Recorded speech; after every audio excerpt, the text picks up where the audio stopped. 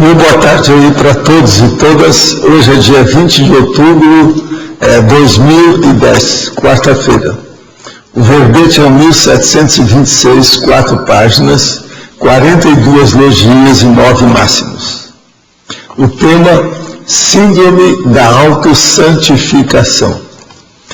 A especialidade é a parapatologia. Definição.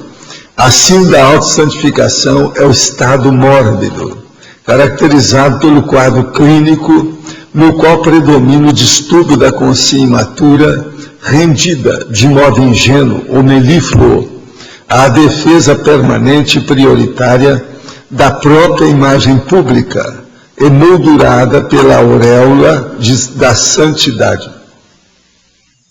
O fascínio de grupo, a dependência psicológica, a genuflexão, a idolatria, o carolismo, a beataria, a santimônia, os flagícios, a assídia, a acrasia, a pseudo-santidade, a construção de imagem de santidade pública, ídolo, ícone de si própria, a adoração consentida pela pessoa, a exaltação paroxística da simpatia pessoal, mesmo contra a verdade dos fatos óbvios.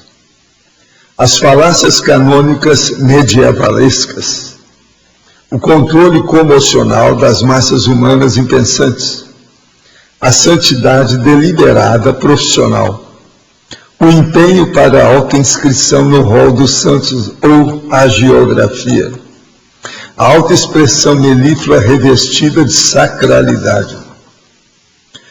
Eu li aí a metade aí do material sobre esse assunto na fatologia. Agora, nós temos ainda as interações autoassédios e heteroassédios, a ignorância quanto à autoparaperceptibilidade. Na remissologia nós temos 15 itens, destacamos 5. Anacronismo, artimanha, beatice, falsidade objetal e santificação. Frase enfática.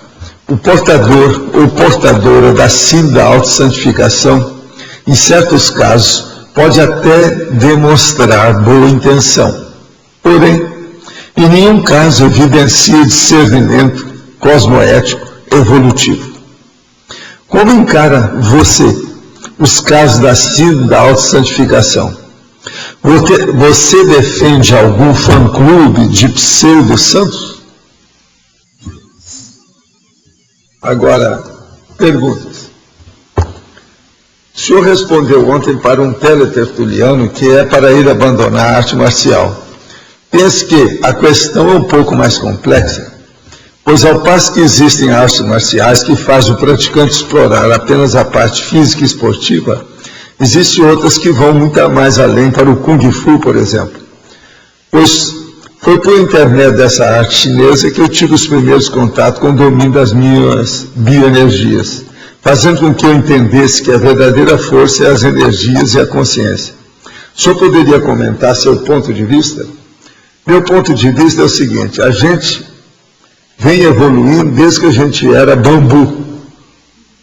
Atualmente a gente está querendo saber alguma coisa e nós não estamos querendo ser mais bambu vestido. A gente quer ter cérebro. Cérebro é um processo de 2 hemisférios cerebrais. É o chamado paracorpo do discernimento, mental soma. Kung Fu, esse processo de ação, isso aí vem do passado da pessoa, do belicino dela. Já guerreou, foi soldado de todo tipo, mercenária, matou os outros, fez o diabo. Ela fica lembrando disso através desses efeitos.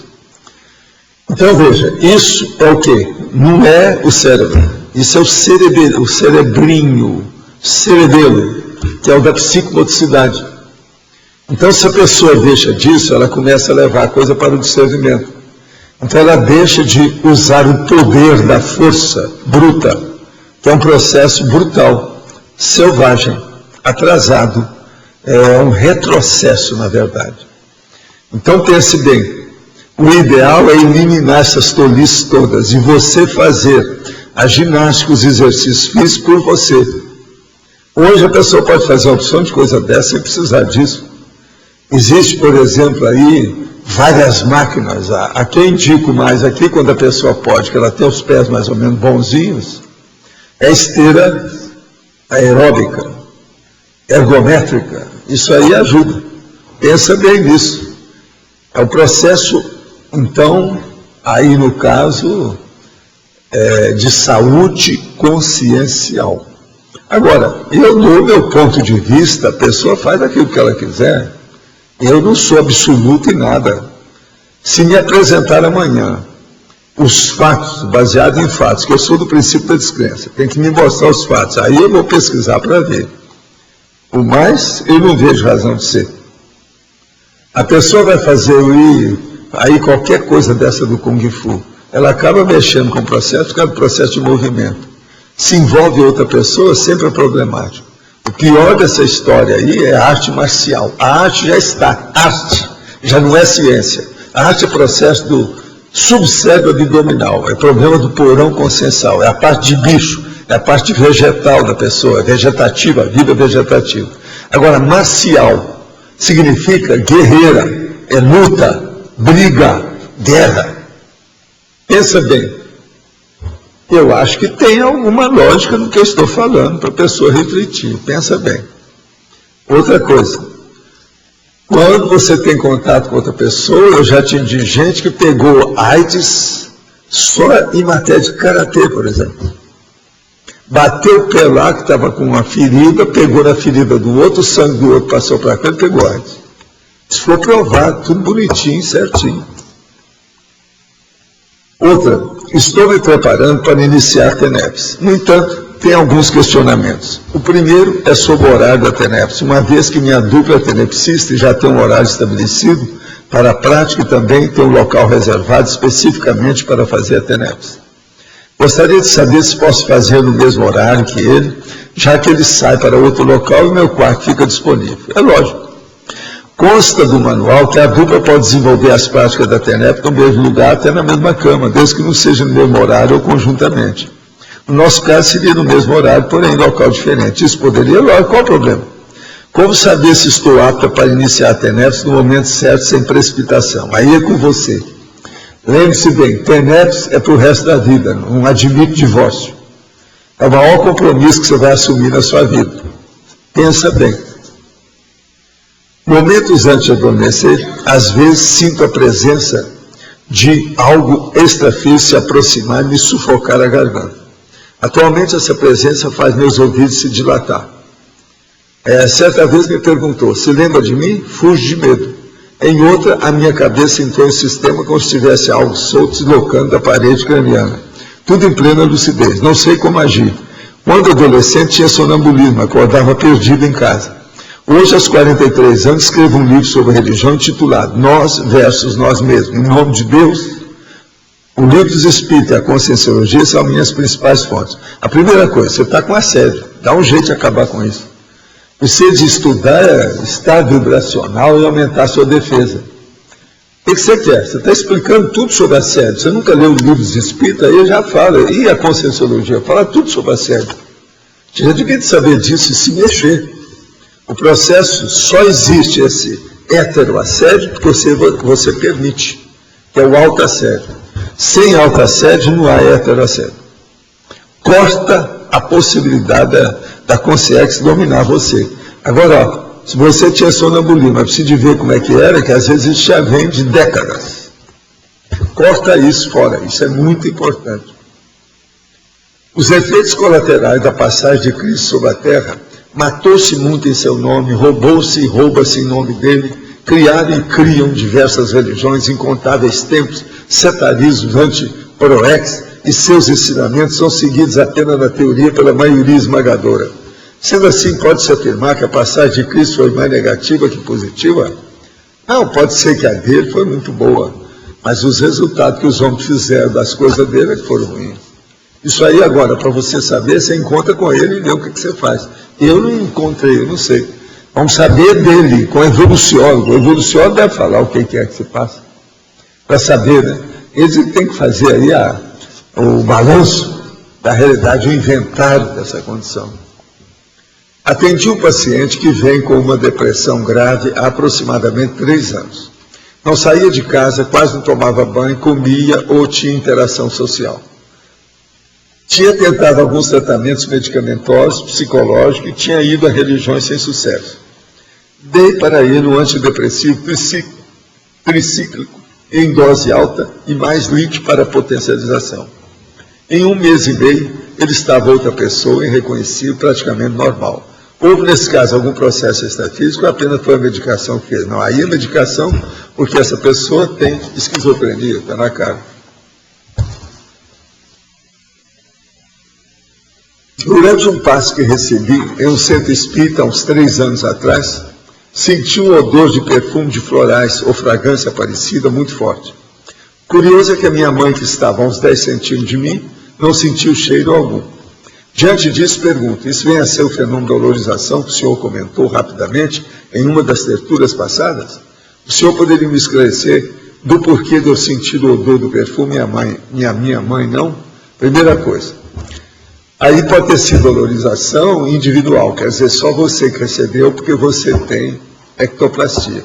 A sua mãe não recebeu porque às vezes ela tem anosmia, ela não é boa, só sente depois de um patamar lá, em que o nível de intensidade do cheiro é muito forte. Então, o que se passa? Isso aí pode desenvolver com o tempo. Agora, que a olorização pode ser sim, perfeitamente olorização. A olorização individual, isso acontece. Qual a razão de ser das premonições? É algo intrínseco ao desenvolvimento consciencial ou só ocorre com interferência extrafísica? O senhor chegou a estudar o caso de Garquês, o profeta do município? Já, estudei isso aí. Ele tinha um parapsiquismo que possibilitou algumas predições, início e fim das grandes guerras, surgimento do nazismo, do conflito, a grande depressão, fim, Eu sei. Agora, premonição é uma coisa muito comum, principalmente as precognições assim imediatas, quase que simulcognições. Essas são as mais comuns que tem. Agora, o problema da pessoa é anotar isso aí, ver o que ela pode fazer para desenvolver o problema, para fazer assistência. E desenvolver também o seu próprio parapsiquismo em outras áreas, outras modalidades fenomênicas. Quero agradecer a toda a equipe da CCCI, em especial aos verbetólogos, pelo exemplo, assistência e garra em escrever seus verbetes. Sou retomadora de tarefa, já escrevi meu artigo, foi realizado e vou apresentá-lo. Isso me motivou a escrever meu livro, pois tudo que estudo nas tertulias enriquece minhas escritas. Estarei em Uberaba e vou entregar ao senhor meu artigo para que possa me orientar no futuro quanto às diretrizes do livro. Um grande abraço a todos. Ok. O nome é Luci Fagundes. Vocês já ficam sabendo, vocês que vão Uberaba? Faz alguns anos que minha mãe, Ana Maria Sampaio, criou a Associação Caminho Feliz, que tem como objetivo esclarecer e educar famílias carentes em uma pequena cidade do interior da Bahia, Tapiranga, conhecida também como Tanquinho. Atualmente, 12 anos depois de sua fundação, foi dada entrada na parte burocrática necessária para a formalização para que possa ser reconhecida como instituição filantrópica. Hoje a associação conta com uma biblioteca de cerca de 700 livros doados, computadores, sala de aula equipada e ateliês. Gostaria de saber se o IPC tem alguma forma de incentivo para a compra ou doação dos principais livros da Conscienciologia e Projeciologia. Sendo a resposta positiva, como adquirir tais exemplares? Dê para nós aí os endereços aí para o nosso amigo, para ele ver onde é que eu recorro para ter o processo de livro. Como é que é editado e outras coisas mais. Né?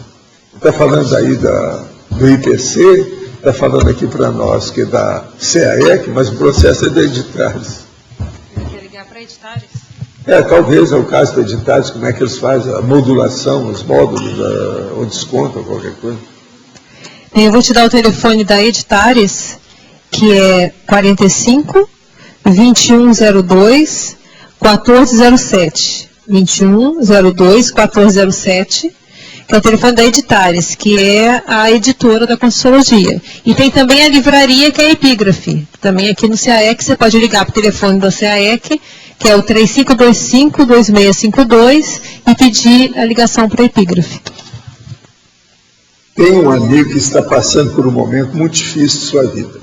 E percebo claramente que, além de tudo, ainda está sofrendo mega assédios de consciência que o deixa ainda mais confuso. Fazê-lo é ver direcionando. O Pensene a ele ajuda? Teria outro modo de ajudá-lo? Tem tentado fazer atares com ele, mas é como se ele não estivesse, ou não conseguisse ouvir ou entender. Não, insista nas duas coisas que você vai ajudar. O EV sempre vai ajudar. Agora, ó, limpa a casa dele lá, vai lá e dá uma volta nas coisas todas, faz o DDD, o inseticida, a limpeza extrafísica, harmoniza o processo, faça a profilaxia.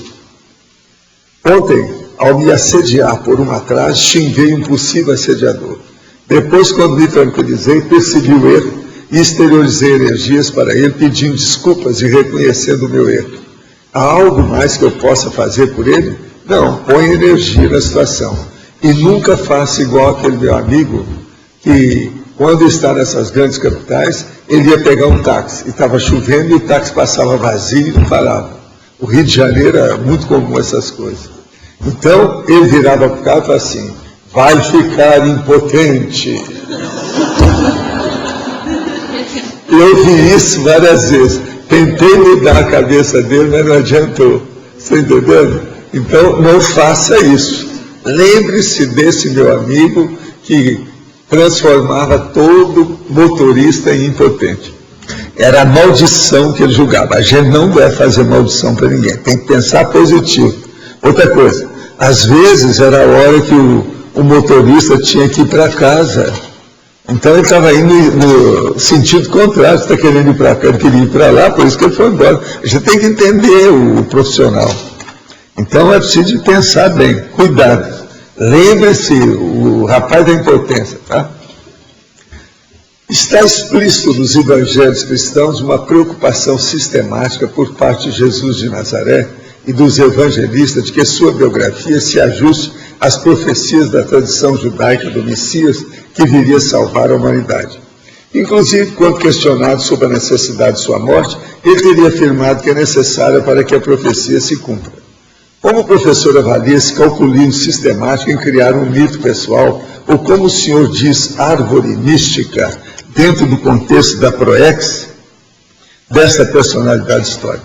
Não, a situação é o que nós estamos explicando aí hoje, a símbolo da autossantificação. Jesus Cristo tinha tudo, totalmente. Agora, eu vi a reprodução disso do Chico Xavier, ele também tinha tudo. O Chico Xavier, por exemplo, ele usava todas as técnicas que ele viu na biografia dos santos. O negócio de dar beijo para a figura do Cristo, processo de fechar a casa com selamento periférico, uma opção de coisa nesse sentido, ele tinha. Então, é o problema de ser mais político religioso do que propriamente um assistente. A pessoa é muito política, religiosa. E essas coisas todas tem. Agora, a questão de Jesus Cristo é uma coisa mais do que óbvia. Agora, ó, esqueça Jesus Cristo, esqueça Chico Xavier. Você vai pensar, nunca foi pior do que todos eles. O nome dele é Chico de Assis. O Francisco de Assis queria ser melhor do que Jesus Cristo, sem mostrar que queria. Então, por exemplo, ele chegava a abençoar e pedir perdão de pisar na pedra. Isso é que é demagogia religiosa. Eu não lembro de nada tão avançado como isso. Pedra, minha irmã, me perdoa, mas sou obrigado a pisar em você. É preciso de ter paciência e outras cositas mais para aguentar esse imbróglio religioso, é de morte, né? Eu vi isso tudo de perto. Preciso de ajuda para resolver algumas pendências no meu estabelecimento comercial. Por exemplo, contas a receber. Tem dificuldade de receber e de cobrar. Portanto, tem uma acúmulo de inadimplência. A primeira coisa, coloca uma pessoa tomando conta disso, que você não tem gabarito, perfil ou competência para isso. Põe uma pessoa que tenha personalidade para mexer com dinheiro. Como devo fazer para acessar esse cliente devedor mais antigo? Põe uma pessoa para tomar conta disso. Como aumentar a minha convicção de receber, levando em consideração a minha dificuldade? Não, do jeito que está aí, se a firma é sua, você não conseguiu até agora, arranja uma pessoa de melhor competência. Caso essas pendências sejam um débito de vidas passadas com essas consciências, quero sanar e eliminar os bagulhos energéticos papéis acumulados. Imagino que tem a ver com a forma que lido com o dinheiro. Gostaria de algumas sugestões. Quero passar a ser uma consciência large e priorizar a assistência. Pois é, está ótimo. Sua intenção é muito boa. Coloca uma pessoa para tomar conta disso. E esqueça, fica tudo conta dela. O Bradesco tem um serviço de cobrança. Na sua terra, onde você mora, tem Bradesco? Olha isso. Tem paradoxologia, o suporte paradoxal extrafísico, as pretensões autossantificadoras pelos assediadores e guias amauróticos, gerando psicótico e megalomaníacos religiosos. Poderia comentar sobre esse suporte paradoxal extrafísico? É possível saber quando esse suporte tem início? Ele tem início quando a pessoa exagera no processo religioso, quando ela se torna beata propriamente dita, totalmente. Aí o negócio é difícil, e aí já é uma mania religiosa. Isso é a síndrome mesmo, bem clara, às vezes, da autossantificação. Então, olha bem isso aí. Geralmente, quando ela chega nesse nível, ela procura tudo que ela faz, ela condiciona e faz a convergência, tudo conflui para o processo dessa santificação religiosa. Ela exalta tudo ela fala em nome do processo religioso. É assim que a pessoa começa. Agora, olha qual o percentual disso na vida da pessoa, que a pessoa vai ver como é que ela fica. Agora, os assediadores, você sabe, tem gente de todo tipo. Os assediadores que têm religiosos fora do corpo, não está no gibi. É um monte, são multidões. Há sacerdote tudo quanto é jeito, iniciado tudo quanto é jeito, fazendo assédio nos outros, por causa da energia, para dominar o povo, porque tudo é manipulação. É o processo da manipulação política religiosa, ou religiosa política. Gente, eu queria mostrar para vocês os anais da 6ª Jornada de Saúde da Consciência e o 4º Simpósio de Autoconsciência Terapia. Isso aqui é os Proceedings, o Journal of Conscienciology, é o suplemento. Acabou de sair aí que eu recebi. Agora, ó, aqui tem muita coisa interessante para se estudar. Aqueles que não foram lá. Reciclagem intraconsciencial de Mega Trafar, autocrata belicista, um relato pessoal. Ó, aquela pessoa que fez a primeira pergunta sobre artes marciais, devia ler isso. Convive com uma consciência autista, uma experiência autoconsciência terápica. O primeiro aí, artigo da Ami Belo, esse aqui do Cristóvão Pérez e da Crisala Pérez. Superando a resistência de sentir, é da Anne Catherine. A influência das crenças na autoconsciência terapia, é do Eduardo Vincenzi. O estudo teático da astronomia como ferramenta para o abertismo consciencial e a recim. Esse está querendo abrir de qualquer maneira a cabeça através da astronomia. Quer dizer, não tem mais jeito, vocês vão ficar abertos por aqui. Agora é a Luziânia Medeiros que escreveu. Agora, recim, autoconsciência terapia através da reciclagem somática. É da Patrícia Ribeiro. Reciclagens grupais e mudança de patamar. É da Marília Takimoto. Universalismo e saúde, mas está em inglês, é do Luiz Mineiro. Técnicas de elaboração do Código Pessoal de Cosmoética a partir da conscienciometodologia e da errologia pessoal. É do Everaldo Bergonzini. A apresentação do motivaciograma, é da motivação. Então, é o esquema da motivação. Ferramenta de autopesquisa consciencial, é da Patrícia Souza. A Patrícia é fora de série, é aquela de Miami que agora está em Londres. Agora, junto com isso, tem a programação dos eventos, as edições anteriores do Journal, os dados, né, e endereço das instituições. Vale a pena ver, se alguém quiser ver, então é uma beleza esse número. Eu estive vendo algumas coisas, está com 214 páginas, sabe? O Journal, os anais. Isso aqui é o Proceeding, em inglês, que é aquele conjunto que se coloca, né? Tipo anais mesmo. Se alguém quiser ver, hein? Como é que é? Sei. Mas esse aí nós vamos mandar lá para baixo. O outro eu vou mostrar para ela. Agora, eu estou vendo que o chefe está ali. Como é que nós estamos com as fotos? Tudo bem? Ah, é? Ah.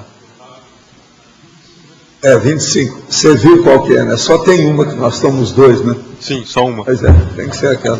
Mas está funcionando lá, vendo uma coisa na frente. 30? É. Com legenda, né? Coloca uma legenda lá. Mas governador. Governador. E o nosso outro amigo, senhor? Hein? E o nosso outro Não, amigo. o outro você deixa, né? Nós não podemos estar adiantando as coisas. Né? Tá Tem que ir com calma.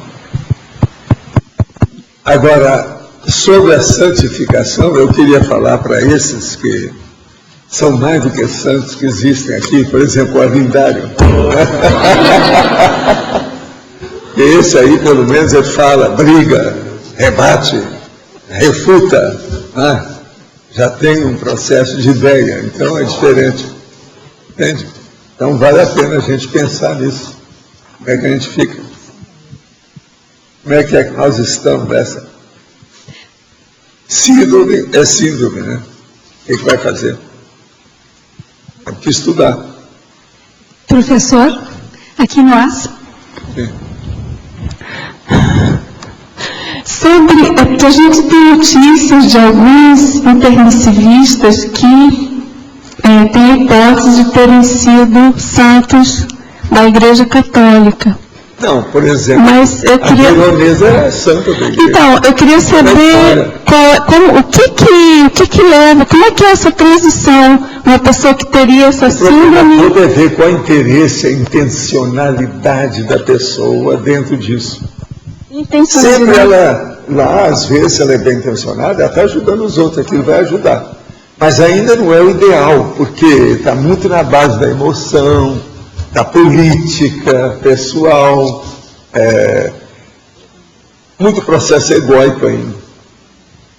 Agora, por exemplo, a Veronesa, que hoje é totalmente emancipada, ela dominava a energia, mas ela foi santificada porque ela trabalhava com educação. Veja só o nível. Então, como é que fica isso? Ela tem as coisas dela, a ilustração, o jeito dela, as coisas todas, tem na enciclopédia, tudo. Foi. Ela foi. Santa da igreja. Agora, tem de tudo, né? Tudo depende dessa intencionalidade. Isso é que a gente tem que ver. Tem que examinar por aí. Pensa aí. Que até agora, esse Papa atual, né, foram mais de 25 santos. Eles continuam promovendo, santificando, né, em pleno século XXI, é tão impressionante. Mais uma, né? Não, a Igreja Católica faz tudo, mas tudo é um problema demagógico. Né? O negócio é sério. Agora, cria líderes que o povo adora, aquela coisa toda, mas é um negócio, é o fã-clube, né? Fã-clube. Agora, é preferível, dos males o menor, né? É preferível que a pessoa entre numa dessas para entrar na santa, quer dizer, ganhar o Guia Guinness de santificação, do que outros que tem por aí, né, que fazem coisas piores. Né? Como é que você vê a questão dos santos que trabalharam também com a lógica, dentro da filosofia, tiveram alguns santos que trabalharam com a lógica. Como é que você vê isso? E deixaram até produção. Eu tenho muita pena deles, porque eles não tinham lógica nenhuma, né? De permanecer lá dentro. Não, lógica é lógica, né, gente? Mas eu digo no saldo deles. A lógica que eles apresentaram era de uma pobreza extrema. Eles não deixaram a batina? Não deve virar um santo, inclusive, então, né? Que lógica besta é essa? Mas você sabe. Isso que é chamada lógica besta. Dentro da filosofia, agora, da teologia. A mesma coisa, você vai arranjar aí o cara vai falar que é matemático, que tem discernimento, que é alto nível, mas ele deixou a batina? Não, então me perdoa, mas é pequeno. A ideia, o essencial ele não fez, que era dar um exemplo de emancipação da consciência. Sair daquilo e tal. Porque o São Tomás de Aquino, Santo Agostinho, algumas esses aí coisas... são de morte, não vem com essa aqui. Não tem isso. Fala que a gente vai vir depois do almoço, nós começamos, vocês têm que lembrar, certos assuntos, certas pessoas, a gente não deve falar aqui dentro, porque senão vomita. Isso é vomitório. Se nós almoçamos agora há pouco, como é que fica? Tem alguns... Engove. Como é que são os nomes que nós usamos hoje para vomitório? É uma opção. Pois é, Brasil, o que mais? Engove. Que a gente mais? toma um engove e aí discute. Dedo na garganta, é isso? Quer dizer, não dá, né? Bom, então tá, vamos mudar de assunto. Ajeita aí essa situação. Queria que você pudesse ampliar na principiologia. Sim. O segundo princípio que, obviamente, que é bastante... O princípio espúrio dos fins justificar os meios. Olha, isso aí foi que o nosso companheiro aí, grande amigo, Paulo McDonald, quis defender. Eu acho que defender um processo desse é uma tolice total. Por quê? Nós não podemos transfigurar os meios espúrios para justificar os fins que aparentemente poderiam ser bons. Como é que você vai fazer uma coisa boa na cúpula se a base está podre? Não dá certo. Então, pensa só nisso. Como é que você faz? Por exemplo, um próprio edifício é assim. Se você fizer, por exemplo, um porão que é frágil, não adianta nada você ter lá uma cobertura fora de série, esplendente. Amanhã o edifício vem tudo abaixo. Então, nós não podemos confiar nos meios espúrios para alcançar fins nobres. Isso não é possível. A nobreza dos fins tem que começar desde o primeiro passo. O primeiro passo. Ou seja, quando você vai dar o primeiro passo, isso aí já tem que ser limpo, limpeza. Se começou, como é que fica? Uma coisa que eu pensei é o seguinte: a partir do momento que não se considera cosmoética, ou vamos pegar no convencional moral para os meios, que garantia tem que depois os fins... Do ponto de vista jurídico, aqui, não dá para você justificar os meios para abençoar os fins, se os meios não prestam. Porque depois os fins também vão ser desvirtuados. Se entrar ilicitude nisso, a criminologia, o processo do dolo, não tem jeito. Então nós temos que lembrar isso. Agora veja, é justamente a defesa dos meios lícitos para alcançar fins lícitos é que é a base para se evitar a interprisão kármica. Pensa bem nisso. Se nós agora vamos falar a favor de certos meios, é o cara lá do Bentinho, o Betinho e etc, tal, lá do Rio, Betinho, que pegou todo o dinheiro lá da turma, da traficância, da base do jogo do bicho e outras coisas mais, para ajudar os outros. Isso aí é o trabalho de assistência das favelas do Rio de Janeiro com os narcotraficantes. Ele mata 5 daqui para ajudar 50 daqui. Isso é bom? Isso é correto?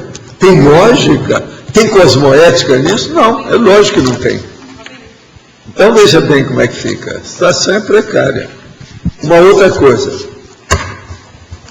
Se você for pensar por aí, você vai ver que toda guerra são meios que estão justificando para alcançar determinados fins. E olha, a guerra não tem jeito de você abençoar guerra nenhuma. Hoje eles querem falar sobre guerra de defesa. Tem um monte de condições dessa. Guerra moral preventiva, isso é técnica dos judeus americanos lá com o processo todo para defender. Olha os judeus, estão brigando lá com a turma, os palestinos há quantos anos? Desde que entraram lá. Não resolve nada. Por quê? É o princípio de Talião. O princípio de Talião, ele é da antiguidade, ele é quase Cro-Magnon. Entende? É Cro-Magnon. Então, veja bem, nós somos hoje consciência, queremos ficar livres, libertas, claras. Como é que nós ficamos com isso? Valdo, dentro desse princípio de Talião, que fica um matando o outro, né, e aquilo vem vidas e vidas, qual é o momento que a pessoa consegue cortar esse ciclo vicioso? É a hora que ela começa a ficar alterada na questão morfológica. Então ela vem já com o corpo tudo alterado. Mesmo a genética lá, que às vezes é boa, ela vem tudo alterada. Aquilo ali faz ela pensar. Então ela entra dentro de uma temporada boa, na vida que ela consegue viver. Às vezes ela não consegue viver muito tempo. mas dentro de um corpo todo avariado, ela vai pensar, através das avarias, modifica o problema dela de viver. Porque um processo desse é terrível. Então a gente tem que pensar muito no problema da vida humana e nas condições da vida humana. O que você tem? Aquilo, não são só os aportes que você fala, não, a coisa mais embaixo. É o processo da própria consciência em si, a genética, a equipe que ela recebeu na família nuclear, entende? A árvore genealógica que ela entrou. Isso tudo aí faz parte de pensar para ver a renovação, a reciclagem da pessoa.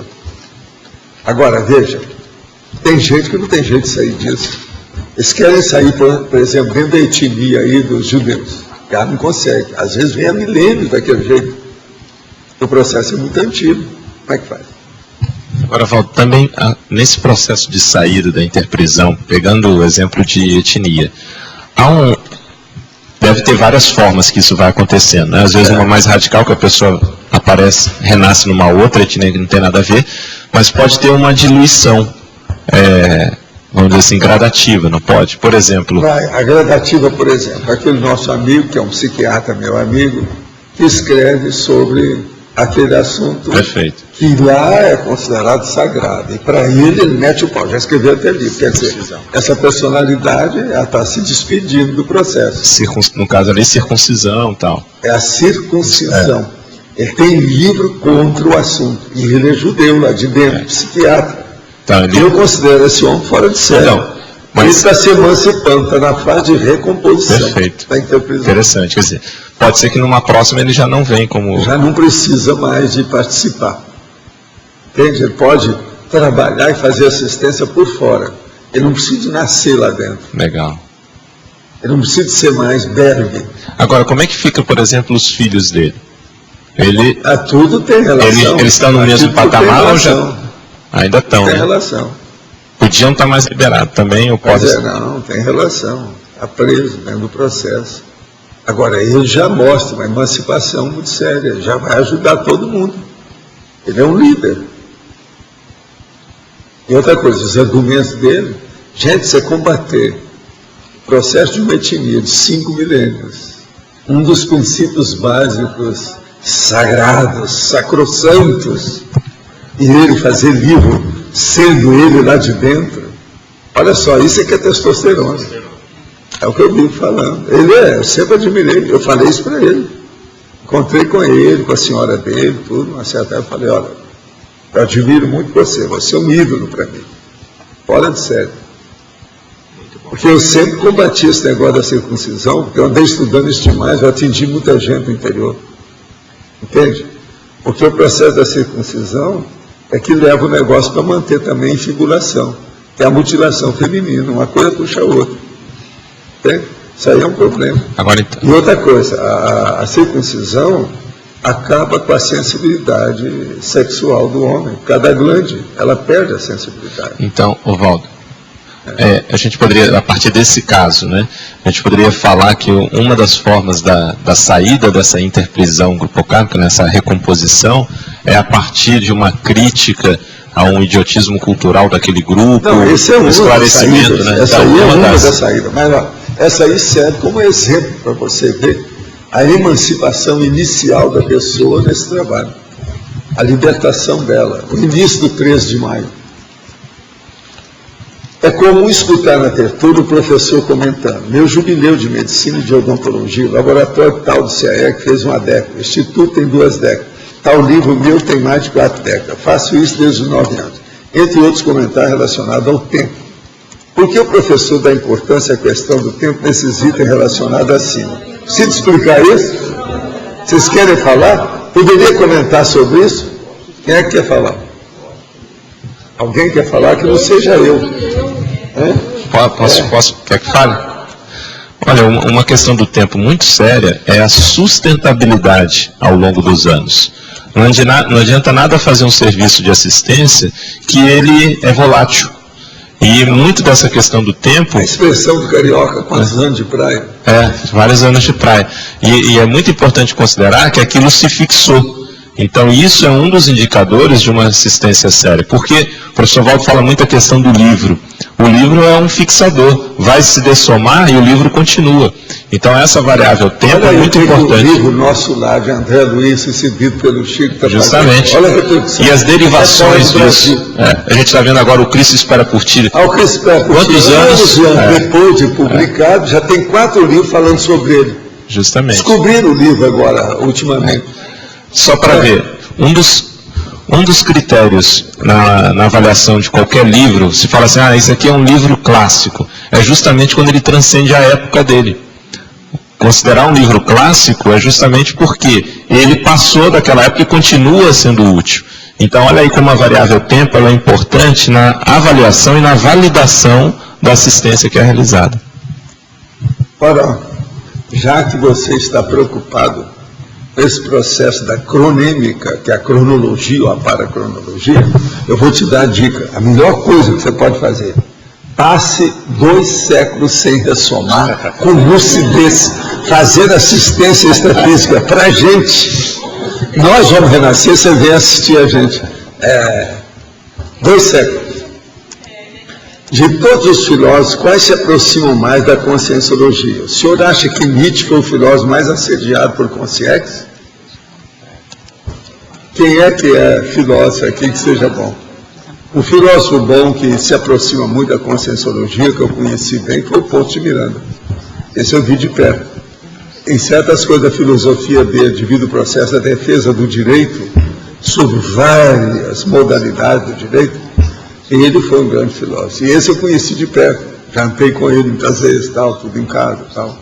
Então, agora Nietzsche realmente foi, mas não foi só o Nietzsche, né? A gente pode falar, por exemplo, outros que consideram aí filósofos, que tem, junto com esse, o Hegel, tem coisa esquisitinha. Agora o outro, aquele seu amigo, o Heidegger, amigo dele, esse é pior ainda, que o cara é terrível. Foi nazista o tempo todo, até acabar o nazismo. O Kant está num canto, né? Ele canta diferente. Agora, dos antigos, eu acho que quem se aproximou mais foi o Platão. Né? O Platão. Não, agora, o Platão é que foi mais próximo porque ele dava valor para a escrita. O Sócrates era bom, mas era muito assim, vamos dizer, o nome hoje é diferente, né? Mas tem um nome. Não, tem outro nome. Como é que é o nome da... Não, como é? Mas é muito... Ripongo. Sócrates você falou... Totalmente Ripongo. Vocês me perdoam, mas era. Eu vi esse povo todo em Tijuana, aqueles negócios toda a época do... Só. Paz e amor. Só. Dava descanso. Então o negócio é muito sério. Então eu sou mais Platão da história. Valdo, ele não... Para a época foi fora. O Sócrates não tinha dinheiro, né? Andava descalço e mas só em boca livre. Fazia o voto de pobreza. Eu sou contra o voto de pobreza. Agora não. O nosso amigo Platão, ele fez uma instituição, escreveu as coisas. Outra coisa, colocou todo o lado bom do Sócrates para cima.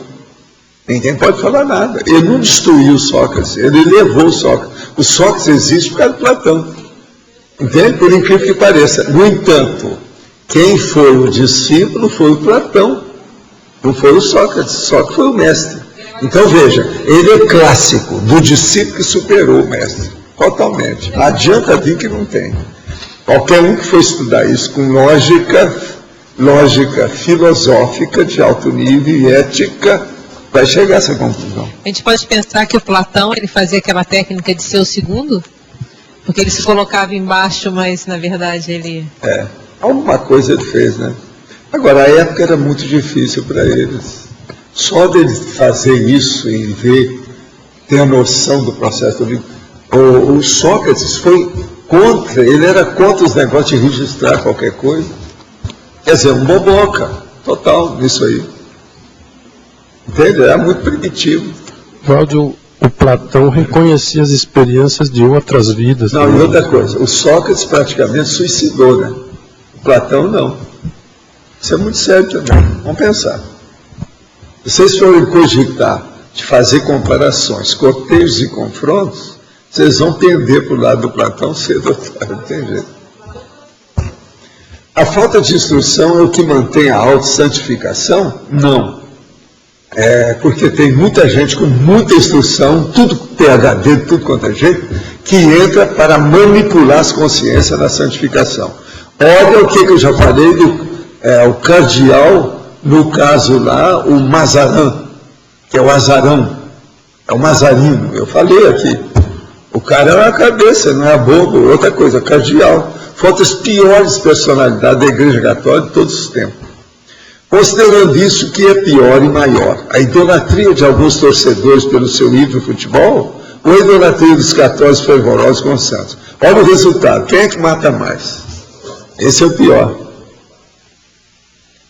Sou separado há 10 anos, mas não juridicamente. Estou com outro parceiro há alguns meses na minha família, em que a minha família não aceita. Quero começar a fazer tarefas. Essa situação é impedimento? Não, eu não vejo. O problema seu é o seguinte: vê se você concilia as partes e vai em frente, né? Pensa bem. Agora, escuta a inspiração do seu amparador. Esse é que manda. Desculpe a mudança do assunto, sou novo aqui. Gostaria de saber a visão de vocês sobre o homossexualismo. Mais um. Alguém quer falar sobre isso aí? Esse ano eu já falei umas 3 vezes. Homossexualismo. Quem é que quer falar nisso? Nós não temos nenhum dos nossos amigos aqui para falar hoje, né?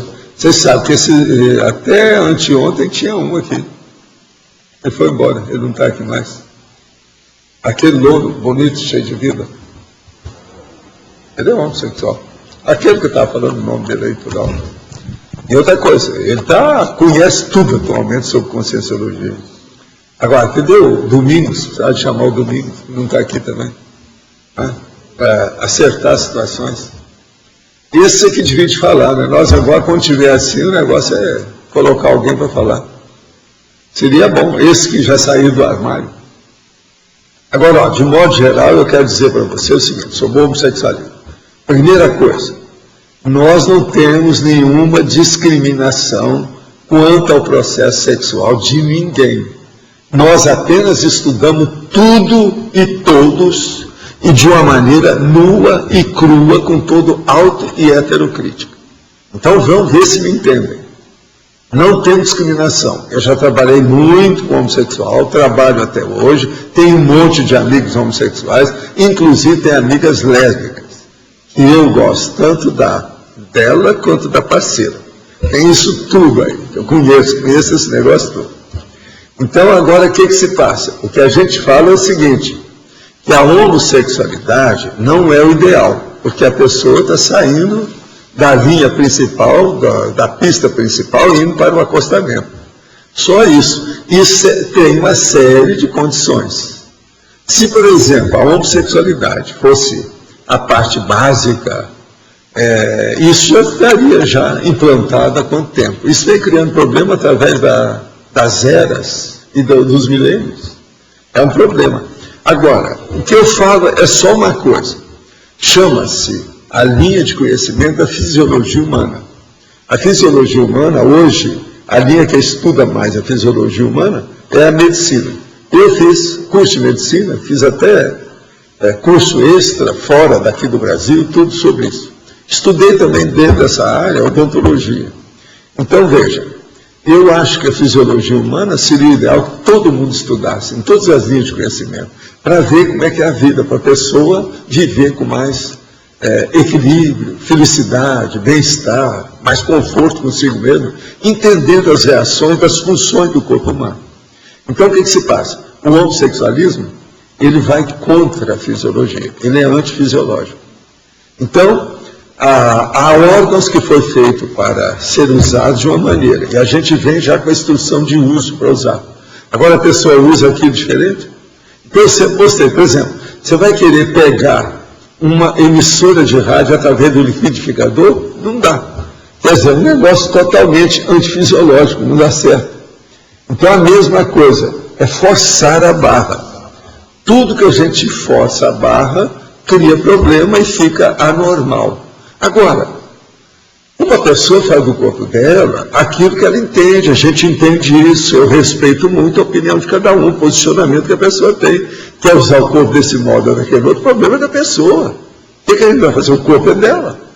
Por isso que a gente tem que ir com calma, examinar tudo isso. Agora, acho que uma pessoa, que se ela se julga com toda a tendência de homossexualidade, e ela continua no armário, e ela sofre com isso, o melhor é ela sair do armário. É expor-se, ver o que ela faz, enfrentar a situação. Por quê? Quem está na chuva já é para molhar mesmo. O ideal é enfrentar para ter experiência e ver o que é que vai fazer, não é isso? Agora, ficar no meio termo, em cima do muro, em cima do fio da navalha, a pessoa pode se cortar mais, é pior. Então, o problema é pensar sobre isso e ver o que a pessoa faz. Agora, acho que a gente tem que respeitar todas as minorias, não é só homossexuais, não. Gays, lésbicas, não. O negócio todo é preciso respeitar também os velhos, os doentes, as crianças e outras minorias e etnias menores que tem na... Vamos respeitar tudo isso, os direitos de cada um deles. Nada de discriminar esse povo. Vamos abraçar, acolher, vamos trabalhar com eles. O senhor pode aprofundar a questão comentada há pouco sobre a arte ser algo instintivo e subhumano? Gostaria de saber por que o professor chegou a tal conclusão. Porque existe uma pergunta que eu podia fazer para você pensar. É uma coisa séria. O problema é o seguinte. Você já viu que existe um princípio dentro da arte que é o seguinte: nenhum artista é bom julgador da própria obra. Então, por aí você vê que não há lógica, não há lucidez, não há discernimento. Se os próprios artistas acham, o povo todo acha, que o artista não é bom para julgar a própria obra, quer dizer, o negócio é muito caótico. A coisa está no... Entende? Está na anomia, está na desordem da situação de pensamento. Falta então o quê? Discernimento nisso aí. O processo é mais comandado pela emoção. Você falou em arte na mesma hora, não, isso aumenta a sua emoção. Entende? Isso aí tudo é um problemão, é o psicossoma. Então, não é o ideal. É isso que eu quero dizer. Agora, como nós estamos falando, nós não discriminamos artista, não. Pelo contrário, eu estou cheio de gente que mete com arte. Você quer maior arte do que esse livro caixa que está aqui? Aí, quem comprou isso fui eu. A gaita que eu gastei aqui foi minha. Eu dou valor para isso. Olha a obra de arte que é. Olha esse livro. O processo não é fácil. Todo lado do mundo tem feito obra de arte. Você quer uma obra de arte melhor do que esse chapéu? Arranja uma mais estético do que esse. Eu uso. E por aí vai. Nós podemos mostrar. Você quer obra de arte mais séria do que essa caneta? Eu ganhei a caneta, porque ela custa muito dinheiro. Mas veja, é com essa aqui que eu assino meus documentos todos, porque a pena é difícil de fazer igual. A imitar minha assinatura não vai estar certo. E se aparecer a assinatura de qualquer, só a tinta e a pena diferente, vão ver que não é a minha, porque a minha é essa. Tem que arranjar uma igual para fazer, senão não dá.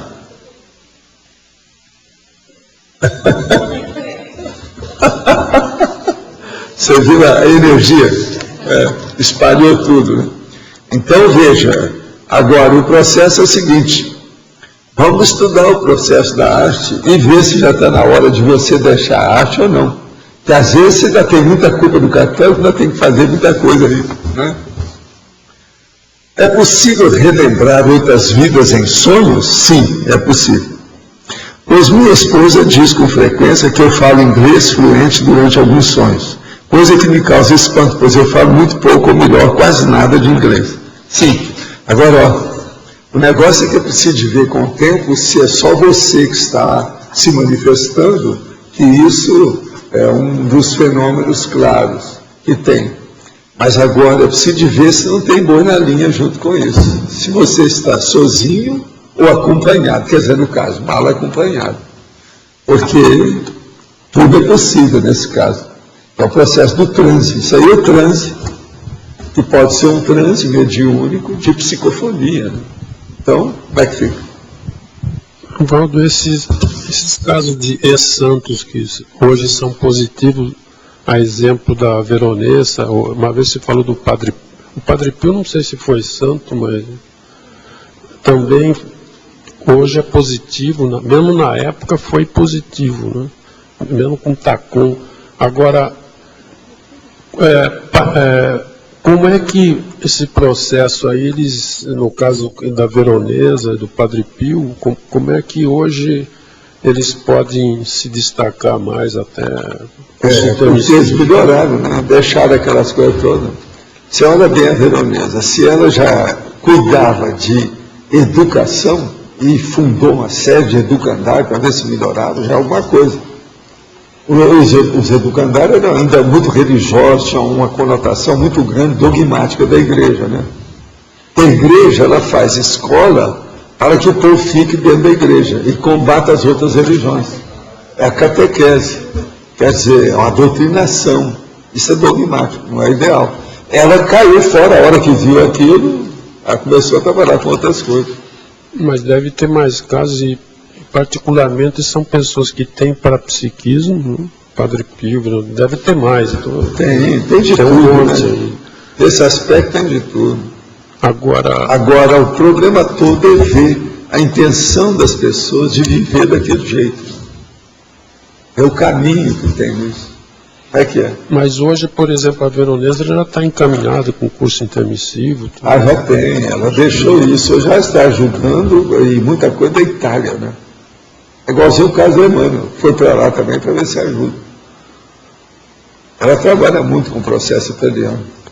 A Itália é que é... O dos Santos. Não, o negócio está encravado, né? É muito tempo, tudo enrolado. A maioria Vaticano lá dentro, junto de Roma. Quer dizer, o coração da Itália está sofrendo com duas chagas: o Vaticano e os seus amigos. É que eles Os canonizaram. amigos deles, você sabe que é a máfia. E o mundo todo reforça aquele negócio do Vaticano, né? Porque é uma fila para ver aquilo, então é todo mundo reforçando aquele holopensene da Não, religião. e a chaga maior da Igreja Católica atualmente é o Opus Dei, né? Tá lá. Esse aqui é o pior ainda. Como é que fica? O problema do dogmático, catequético, doutrinário, lavador de cérebro, a manipulação de pessoas, isso é que é o ruim da história. Hoje, gente, nós estamos vivendo uma época que é a época do debate, é a época da refutação. Antes não era. Hoje nós vivemos uma era da refutação. Então o povo já está ficando mais vivo, já está vendo essas coisas. E outra coisa, nós podemos falar isso e continuar vivendo. Eu estou com 78 anos, falo isso há quanto tempo? Estou vivo. Então isso é já uma bênção. O mundo está muito melhor do que era, com todas as coisas atrapalhadas que tem. Agora, muitas dessas coisas atrapalhadas é porque a população aumentou. Se vai aumentar, de onde é que tem que sair esse povo? A maioria sai de onde? Dos infernões, da baratrosfera. Então o que vocês querem? Tem que receber aqui com os réus mesmo. O que vai ser? No caso do... Você já pensou? Esse não é um planeta de serenões, não. É planeta de consréu, por enquanto. Vocês são exceções.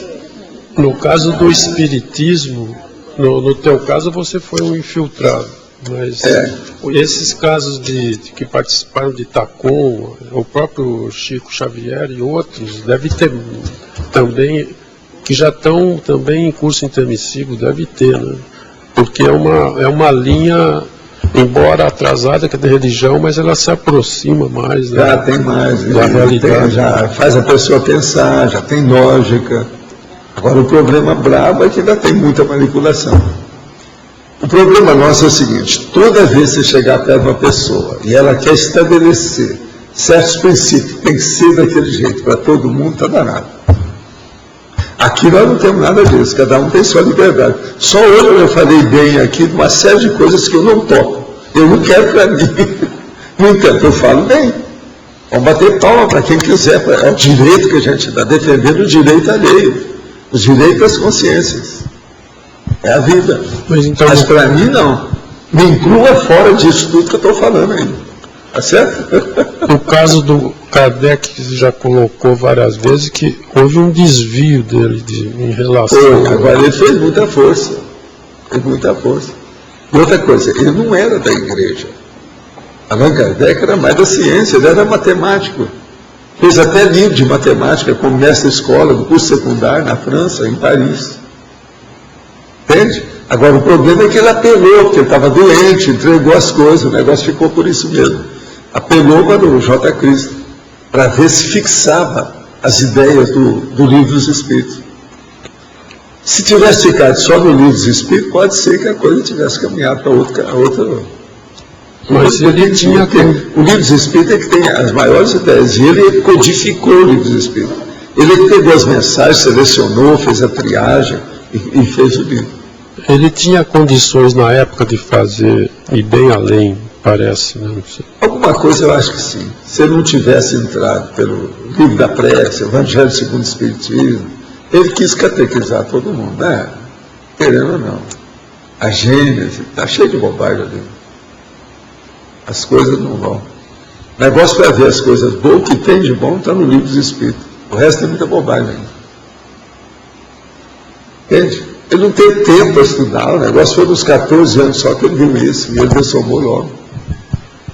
Foi esforço. De qualquer maneira, foi um esforço, né? Mexeu com gente. Deixou muita gente aí com o processo. Agora, o problema todo é esse. A hora que cria um caminho desse de seita, para de aceitar isso aí, vai ser fogo. É muito difícil de desfazer esse povo, fica tudo fanático. O Zéfiro estava acompanhando isso, né? Certo. Vocês perceberam, assim, esse momento dele, a fragilidade dele, não puder fazer nada? A gente viu, ele fez força. Não adiantou. Ele foi tirado fora do corpo, ele teve projeção, ele viu uma opção de coisa para dar força, mas ele já está doente, o próprio corpo já não atingia tão bem.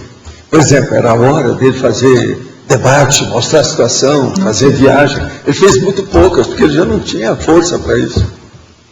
A mulher dele é que sustentou o espiritismo que ele fez, ela seguiu tudo que ele mandou. Ela foi fora de série, viveu algum tempo muito mais que ele. É possível relacionar essa doença dele, essa fragilidade somática dele, com esse desvio dele do que ele tinha que fazer? Não, até um certo ponto, mas não é. Ele, de qualquer maneira, ele fez um trabalho, né? Pois é. Alguma coisa foi feita. Só que ainda não é o ideal, né? Cada um faz o que pode.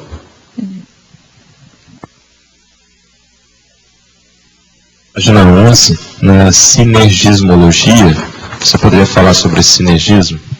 O sinergismo patológico das carências conscienciais retroalimentadas.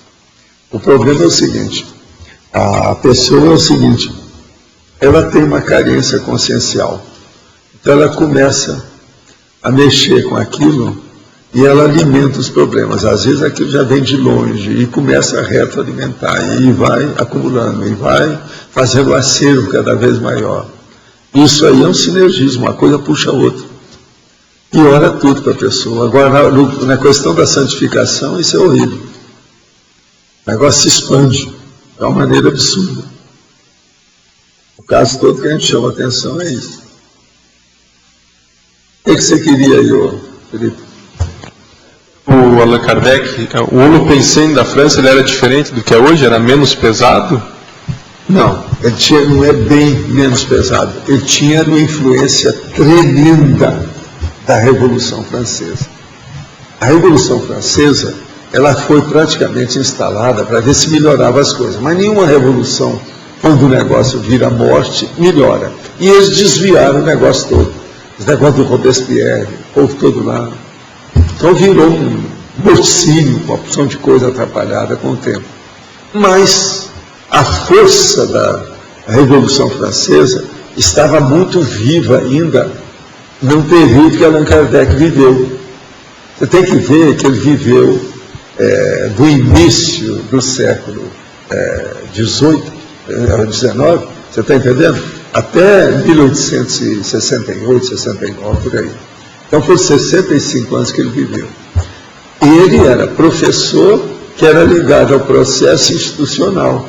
Ele era professor de curso secundário, aquela coisa toda. Então ele recebia como funcionário, servidor, essa coisa toda, uma influência muito grande do processo político. É tanto que eu mesmo sugeri a ele para colocar o nome de Allan Kardec. Aquilo que ele fez fui eu.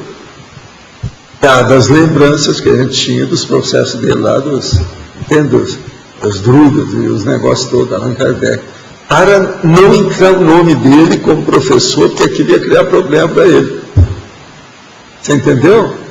Então, ele já entrou fraco dentro do processo, da situação, era muito difícil para ele. E na idade dele, já estava cansado, entende? O corpo dele, a situação toda. Professor, muitas pessoas relatam, né, principalmente na Conscienciologia que a gente conversa, que quando vão para a França sentem peso, é difícil o ambiente. Tudo. Isso é porque nós estamos desenvolvendo diferente ou o Holopensene vem piorando ao passar do tempo? Não, tem os lugares pesados, tem os lugares bons, abertos. Não é bem assim, entende? E tem lugar até da Igreja Católica lá que é melhor do que na Itália. Se você vai a Lourdes, é melhor ir a Lourdes do que ir a Roma para ver as coisas da igreja. Lourdes tem um ambiente melhor. Eu conheço todos esses lugares. Lá é melhor. Então isso varia. Agora, a França tem umas coisas, né? Lá tem coisa pesada. É um povo muito bitolado, tradicional, dentro daquilo. E outra coisa, a maioria, por exemplo, em Paris, acha que todo mundo é filósofo. Lá só tem, lá é a filósofolândia. Então é um problemão aquilo. Cada um quer aparecer na frente do outro. É um problemão. E outra coisa, tem as tradições. Só para você ter uma ideia, de todas as etnias que existem na Terra, aqui coloca mais força para a implantação do folclore, das tradições e tudo mais, é a França. Em qualquer lugar que passar, o que passou na história, a cultura francesa, ela deixou rastro. Então veja, é muita coisa que você tem que aplaudir da França, não tem coisa assim negativa. É muito mais simpático, por exemplo, o processo francês do que o judaico, do que o próprio árabe. Examina. Veja onde é que teve, olha a história. Olha lá, no Canadá, onde eles passaram, nos Estados Unidos, está naquela parte lá. Tem um monte de coisa de tradição francesa. É de roupa, de comida, de música, disso e daquilo. Tem um monte de coisa nesse sentido. De arte, entendeu? Aonde eles passaram, eles deixaram o rastro. O Brasil, então, recebeu uma influência tremenda. Até hoje ainda tem gente, é o povo falando a Sorbonne, os processos do Armand de Simon, né? A 14ª, 16ª, não sei o que e tal. Eles vêm falando isso da França até hoje. A influência é terrível em matéria intelectual e artística e cultural da francesa. Então a gente tem que examinar isso também. Entendeu? Agora, ó, hoje a França goza do prestígio do povo que já morreu há muito tempo. A turma que já passou. Agora, você quer ver o que é o processo político deles, é bom examinar o livro que nós trouxemos, mostramos para vocês, o processo todo. Dreyfus, o Affaire Dreyfus, o caso Dreyfus, vale a pena. A pessoa vê como é que é, porque aquilo tudo é culpa de franceses. Eles defenderam eles mesmos. Agora, essa mentalidade ainda tem muita coisa na França ainda. Muita coisa. O fato de a gente voltar num local assim que a gente tem certa identificação e sentir muita repercussão negativa, isso mostra que a pessoa já se desligou ou ainda vai ter que voltar? A pessoa que você não esteve lá, você não é de lá, você é de outro lugar. Você já foi ao Oriente Médio?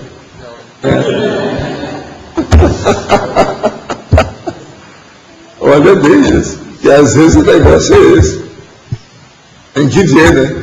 No Oriente tem que ir com algum nativo, né, professor? Porque não é mais tem difícil. que observar com mais critério. Para não ficar. Para não ficar. Entende? Pensa bem. Isso tudo tem sua razão. O processo é ver, né? Olha o Líbano.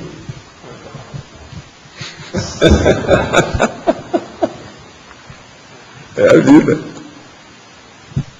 Mas sobre a santificação, pode falar, Janete.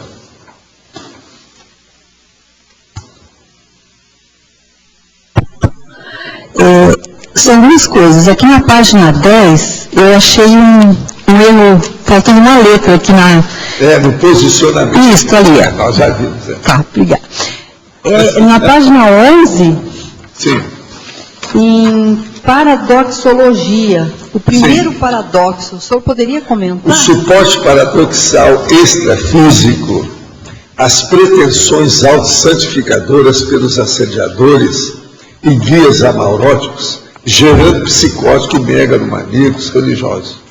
Nós já tocamos nesse assunto aqui, mas o caso todo é o seguinte: existe uma porção de sacerdote extrafísico que vem e que quer manter as pessoas, e eles ficam vampirizando essas pessoas que ficam carolas, da carolice. Entendeu? Aquilo continua. É o paradoxo. Elas ajudam para extrair a interesse. Essa ajuda interesseira não é o ideal, não é cosmoético. É o que acontece muito. Em religião tem muito disso. Tem? Portanto, toda escola religiosa é problemática. Em primeiro lugar, ela está doutrinando os alunos. Isso não é o ideal. O ideal é ensinar as pessoas com liberdade de expressão e de pensamento. A pessoa tem que terceirizar o que ela bem entender da cabeça dela, sem precisar de ser marionetada pelos outros. Entende? Surgiram para a análise da Rosa duas expressões da estrangeirismologia: o superstar religioso e a supercherie mística, que é a supercherie, que é a trapaça mística. Pode colocar isso aí, é supercherie e superstar. Quem falou foi a Malo, ela entende isso. Sou técnico em eletrônica e estudante da Conscienciologia e gostaria de debater sobre o uso do fone de ouvido e suas interferências na nossa sinalética. Não acredito que o campo magnético resultante seja suficiente potente para alterar um padrão de energia. Escuta, não é que ele vai alterar o padrão de energia. Ele funciona na cabeça da pessoa, a cabeça da pessoa que altera o resto. Pensa bem nisso. Outra coisa, está provado que usar muito o celular cria problema para as pessoas. Todo mundo já sabe disso, não sabe? Se discutir isso aqui, não. Celular, como é que é? Celular não é tapa-ouvido, a questão é diferente. Então, veja, por outro lado, atualmente, 24 horas por dia, o som é bombardeado por campos magnéticos oriundos de micro-ondas, internet, banda larga, celular, sistema de satélite, TV a cabo e outros. Sim, isso aí é mais suave, mas veja, isso deve também predispor as pessoas que são sujeitas a esse processo mais do que as outras a tapar o processo da sinalética. Ou seja, existem muitos outros dispositivos mais potentes, geradores de campo eletromagnético, em tese poderia atrapalhar bem mais o desenvolvimento da nossa sinalética. Mas não é no ouvido da pessoa, não é no tímpano dela, que o dano gerado pelo fone, pelo visto, isso não acontece. Estou errado? Poderia comentar? Não. No meu ponto de vista, eu acho que é bom você estudar mais. Eu não digo que você está errado. Falta conhecimento do que nós chamamos de sinalética. Sinalética energética parapsíquica pessoal. Você tem que examinar o que é isso para você examinar bem a coisa. E outra coisa, você já sentiu essa sinalética? Já viu como é que é? Os tipos que tem isso? Eu trabalho com isso faz mais de 60 anos. 60 anos de praia. Então eu digo para você, não sou besta. Tudo que você pensar, eu já vi. Olha aqui. Eu era rapaz, era locutor de rádio. Eu fui locutor de rádio. Eu já mexia com máquina. Tudo quanto é jeito. Agora, tive a experiência disso através do tempo. Eu defendo muito a minha sinalética energética e parapsíquica. Muito. Por exemplo, esses dias todos, desde a nossa, antes da viagem, eu não tinha recebido nada de processo bravo. Hoje, desde a madrugada, eu tive. Tem algum curso, alguma coisa por aí, algum troço? O negócio piorou, de ontem para hoje. Um monte de coisa, aumentamos o processo de assistência, houve mais, a sinalética, todo lado, coisa séria. Vi umas coisas da física, Valdo, Entende? aqui.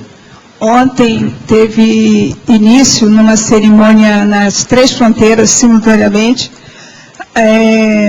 sobre o tratamento de câncer de mama. Ah, foi? Foi. Então pode ser que eu esteja teve uma repercussão grande nos 3 países. Mulheres. Eu ia falar que eram mulheres que estavam mexendo.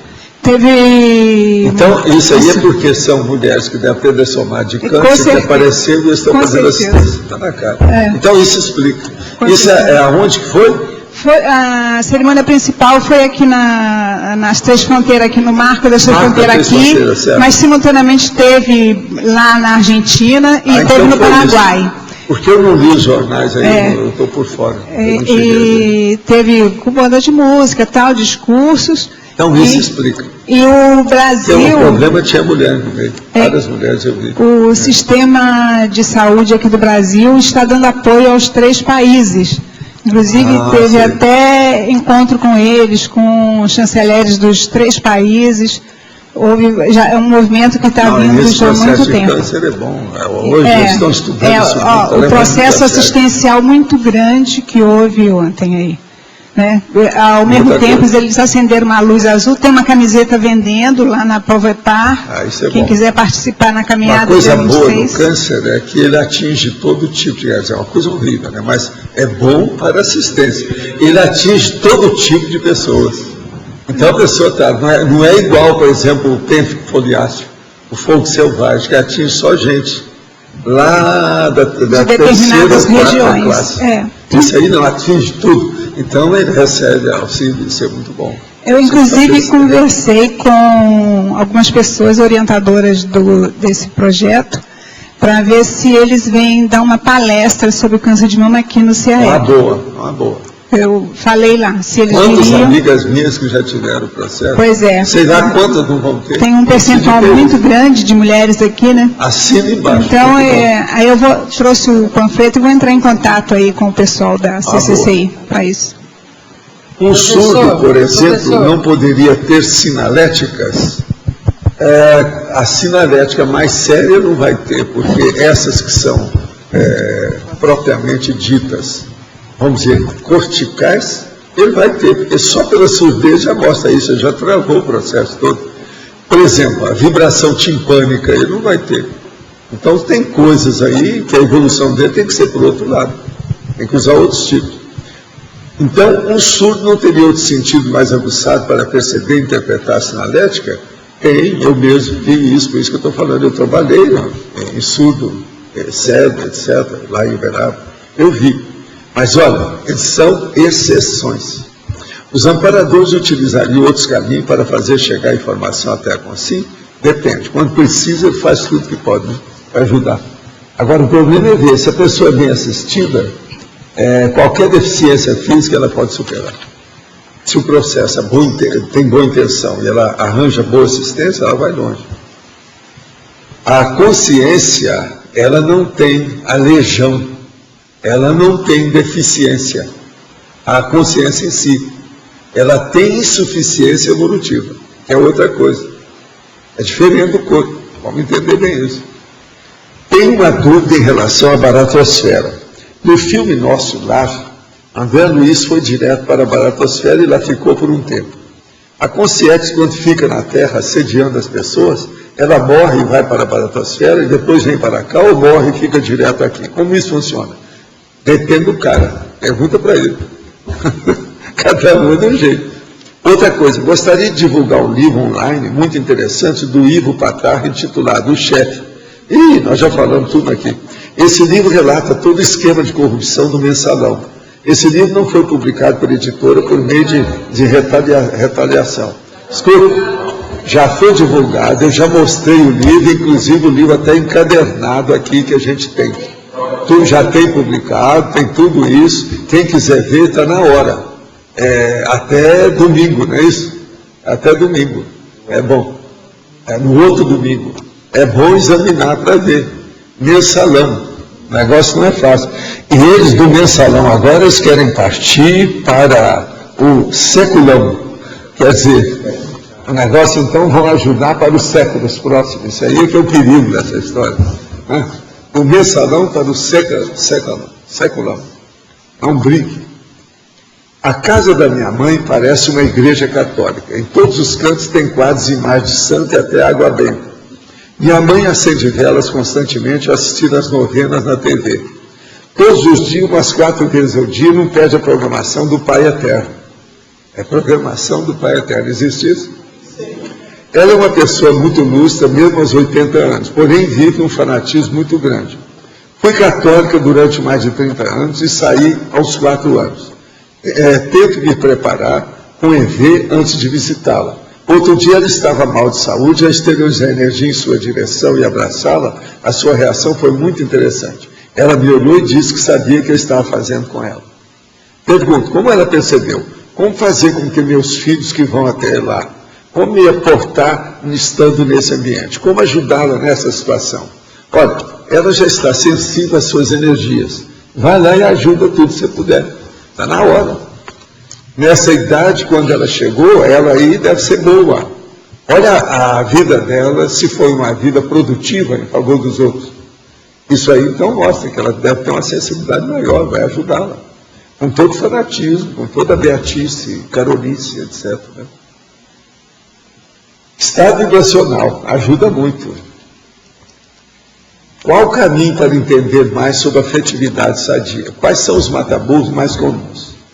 A primeira coisa da afetividade sadia é você ter afeto por uma pessoa em favor dela, e não pensando em primeiro lugar em você. Eu sei que isso é uma das coisas mais difíceis que eu posso recomendar para qualquer pessoa, mas eu sou obrigado a mostrar. Então, por exemplo, vá procurar um duplista para você, porque aqui é uma moça. Você vai procurar um duplista para você para ajudá-lo em primeiro lugar. Então, a afetividade vai servir de contato. Mas você não deve procurar a afetividade visando você só, em primeiro lugar. Isso não. Olhe o que você pode fazer para ajudar. Dupla evolutiva é um ajudar o outro para a evolução. Gostaria de saber se ele, Durkheim, pode ser um amparador. Tive um contato com ele durante a TENEP de ontem. Não conhecia praticamente nada sobre ele, além do nome nem sua fisionomia. Essa consciência se identificou como sendo Durkheim. Depois, ao ver sua foto, realmente me parece muito com o que vi. Como compreender melhor esse fato? Será que posso considerá-lo como um amparador? Olha, é bom você anotar e estudar. E vai estudar sociologia, né? Que é o jeito. Ele é o cara que deu força para os processos da sociologia, principalmente. Né? Vale a pena. Na frase enfática consta que o portador da autossantificação, em certos casos, pode até demonstrar boa intenção.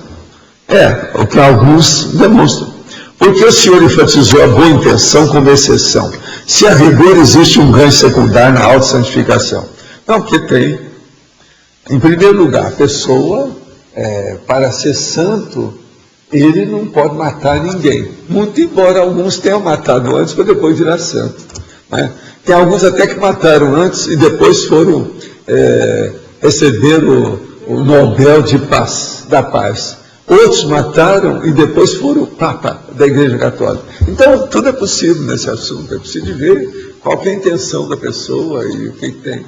A intencionalidade é extremamente importante. Quando uma comunidade tem adoração para um santo, essa energia produzida pela adoração mantém a consciência santificada, presa, estagnada no processo evolutivo? Todos os santos da Igreja Católica e de outras religiões estão fadados à extinção com o passar do tempo? Não, eles não se extinguem, eles vão evoluir igual a gente, igual você, igual eu, todo mundo. Agora, não vão permanecer. Isso aí é aquela conversa da religião. O cara perguntou, mas vem cá, as religiões, qual que é a religião que vai predominar? Então ele perguntou assim, nenhuma. E nós não precisamos disso, isso aí é coisa de bicho, que tem que estar começando a evoluir. Nós não precisamos ser doutrinados, ter a canga no pescoço, isso aí, ser catequizado, isso aí é terrível. E olha, eu posso falar isso porque eu tive aula de moral cristã e catecismo espírita. Eu sei como é que é isso. Não é fácil. Agora, tem que se emancipar dessa história toda. Esse é o caminho. Agora, para emancipar, comece a dominar o estado vibracional, que você vai depois adquirir e conquistar certas modalidades de parapsiquismo, e você acaba deixando tudo isso. Esse é um caminho. Quem é que está com o microfone agora? Sou aqui. Aqui no ar. Na página 10, na antonimologia, eu não sei se cabe, mas eu queria sugerir heresia. Nessa linha, onde é que está isso? Na página 10, antonimologia, sim, eu queria sugerir heresia. Não sei se cabe, mas nessa linha que o senhor construiu aqui, talvez coubesse heresia. Você está entendendo bem o que ele está falando aí? Anota aí para nós. O senhor não entendeu, professor? Heresia. Sim. Obrigada. Olha aí.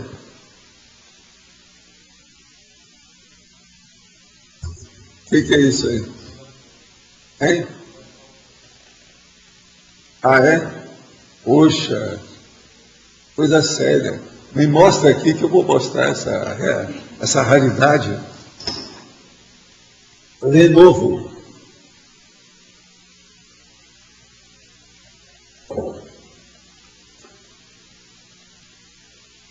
Supernovo. Lenovo.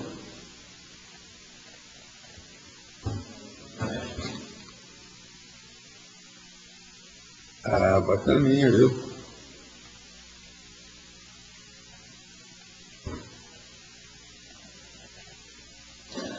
Dolby. Tem tudo aqui.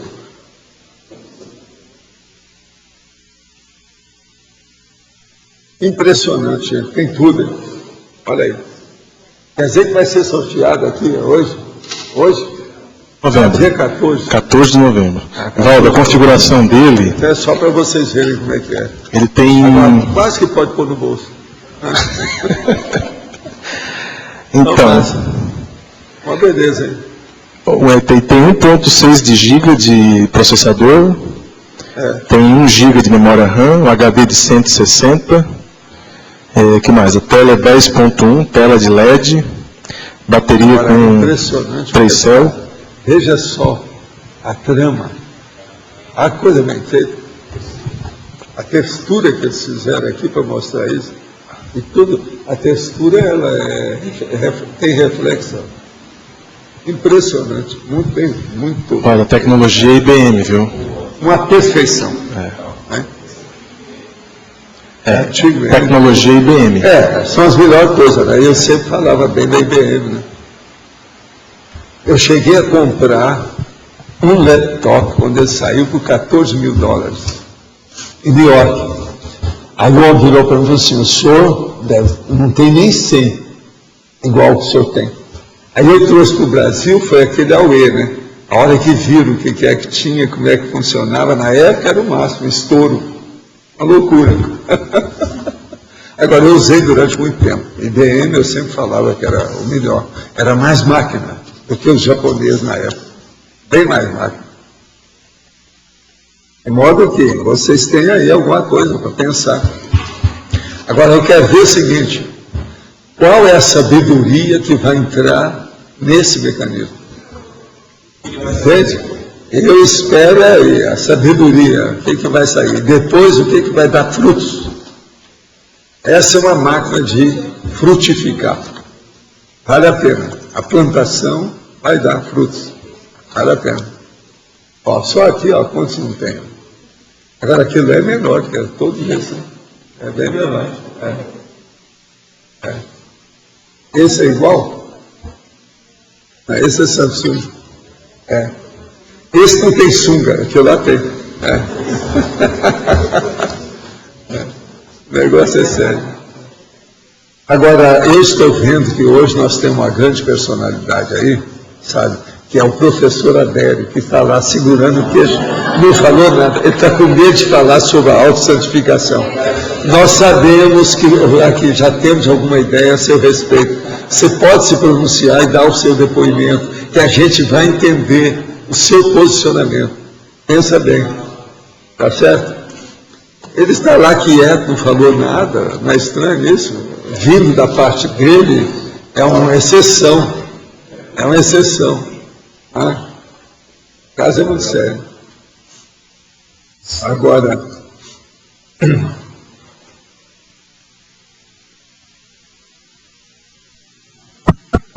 Na mitologia, tem o penúltimo mito.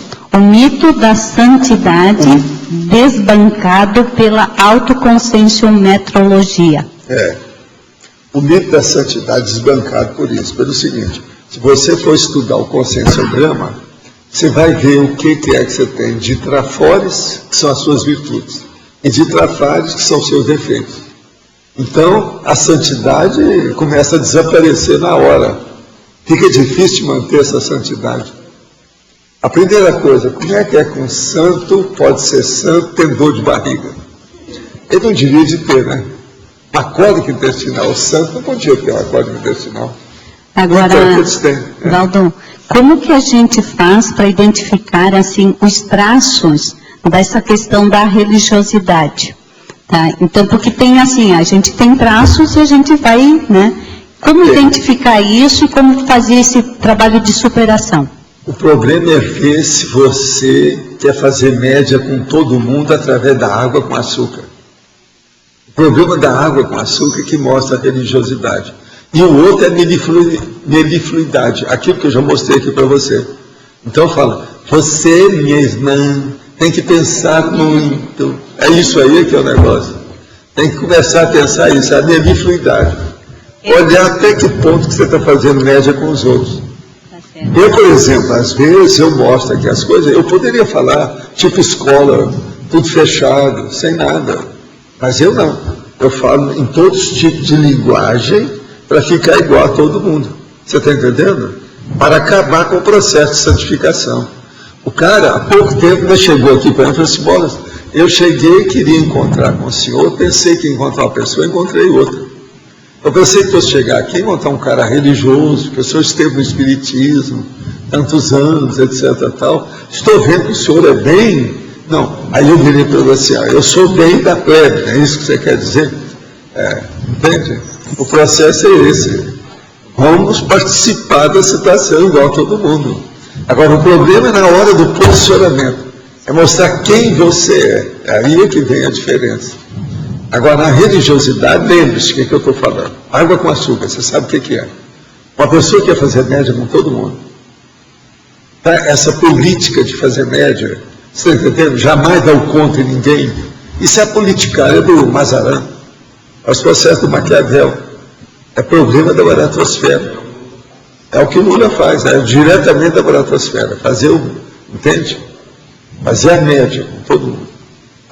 Isso é a santificação, é o caminho da santificação. O Lula, ele sempre procurou fazer a santificação política. Então, nunca mexe com nada que seja negativo. Isso, o Mazarin explica isso tudo lá, e as coisas também no Maquiavel. Tem, na numerologia, o primeiro é pseudocandura, tá? Porque aí tem uma série de pseudos, né? E aí, pseudocandura. É a forma de falar. Minha irmã, você tem que ser cândida. O nome do Chico Xavier, o nome legítimo dele era Francisco Cândido Xavier. Entendeu? E ele era homossexual, presta atenção. Olha só como é que são os estigmas do passado, as coisas. Francisco, que é Chico Xavier, que é nome santo, e Cândido no meio, e ele homossexual, presta atenção. Olha o problema da... Negócio sério. E outra coisa, ele arranjou um apelido que é bem popular, Chico Xavier. É bem fixo.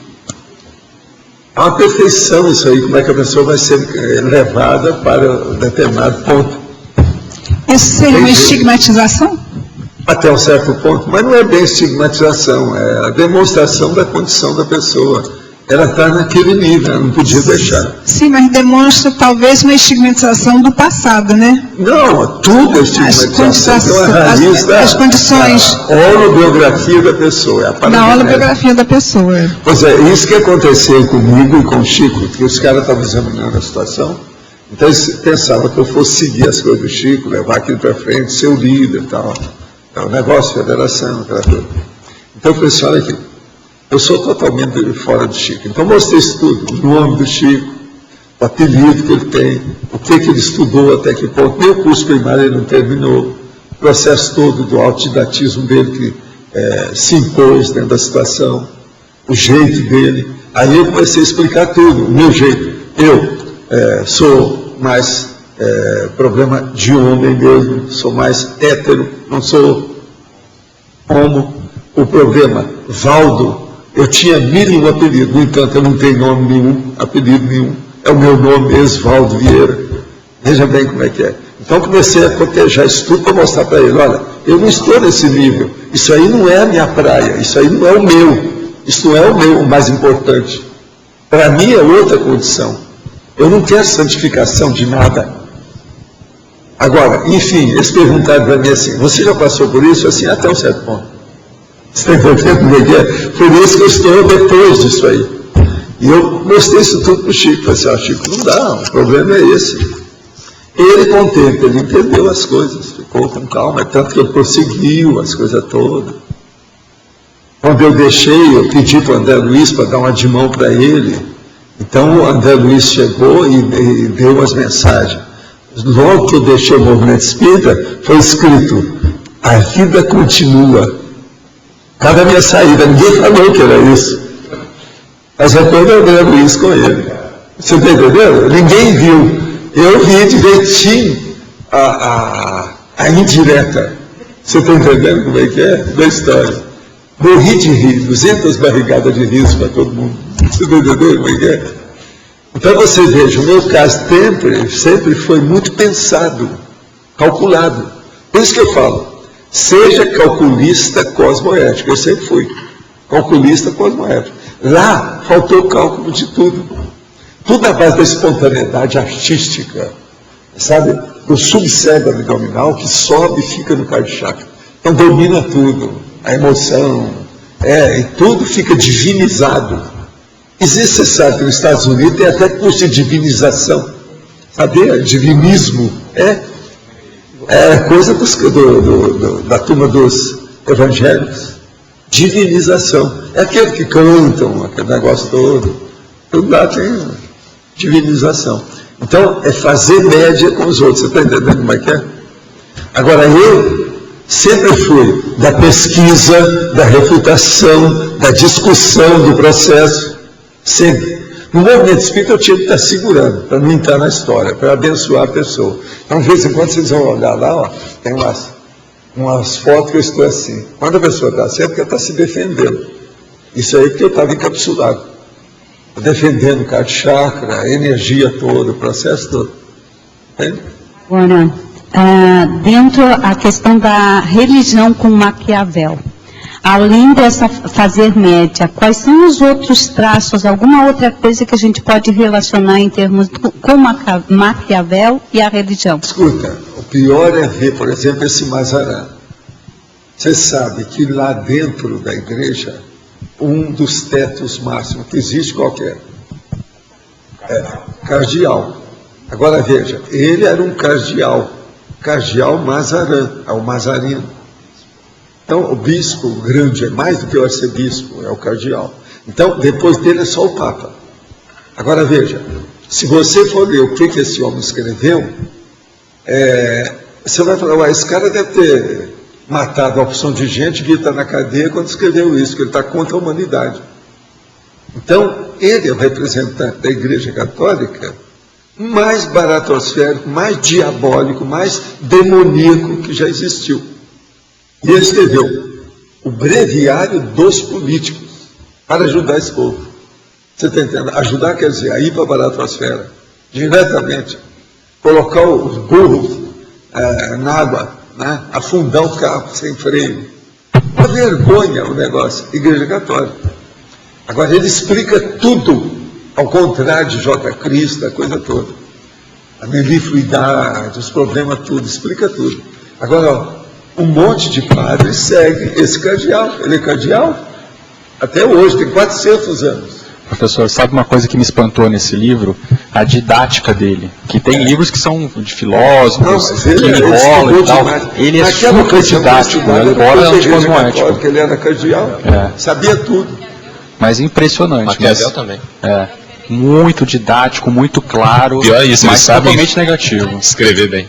Agora, ó, é bom você observar o seguinte, quem foram as 3 pessoas que apresentaram o livro, que essas estão ainda na onda. Tem uma que escreveu as orelhas, tem outro que fez o prefácio, e tem outro que veio com a apresentação de fora. Ah, sim. Eu não que sei. veio com a apresentação de fora é o Humberto Eco. E ele caiu de 4, que é besteira. Agora veja, entrar nesse livro para colocar o povo para ler o livro, isso é uma loucura. Pensa bem a cabeça dessas 3 pessoas que entraram nisso. Dá uma pena. E esse já tem 400 anos na frente.